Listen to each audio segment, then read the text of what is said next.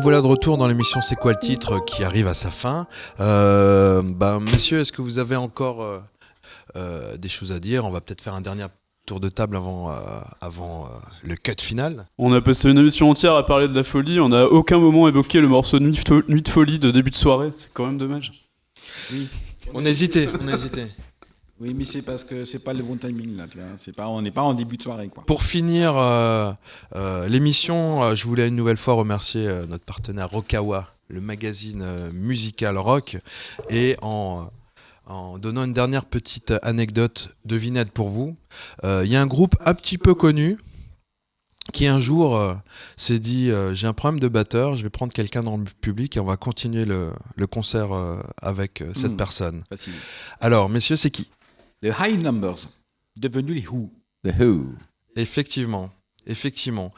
Durant la première chanson du set des Who, Won't Get Full Again, Kiss Moon tombe inconscient derrière les fûts. Il était vraiment fou, lui. Hein. Il était vraiment fou. Mais après avoir brièvement retrouvé ses esprits, il est quand même conduit à l'hosto. Et là, problème pendant le concert, plus de batteur. Faut dire que c'est quand même, il faut le dire, quelqu'un d'important dans ce type de configuration. Le concert peut pas continuer. Donc, qu'est-ce qui s'est passé? Ils ont cherché un fan de 19 ans qui s'appelle Scott Halpin pour s'asseoir sur le siège prestigieux de Moon, quand même. Mais bon, ça s'est arrêté au bout de 2 chansons. Voilà. Et alors pour ceux qui auraient l'occasion de voir l'extrait vidéo qui doit traîner quelque part sur YouTube, moment savoureux, ça dure pas longtemps, mais c'est la tête du Scott en question quand il s'assoit derrière la batterie. C'est l'expression même de l'incrédulité. Le mec, il y croit pas. Alors il touche avec sa main, il touche les fûts comme ça pour voir où ils sont. Et donc il y a quelque part au fin fond de l'Oklahoma un type au fond d'un rad qui dit moi, un jour j'ai joué avec les Who.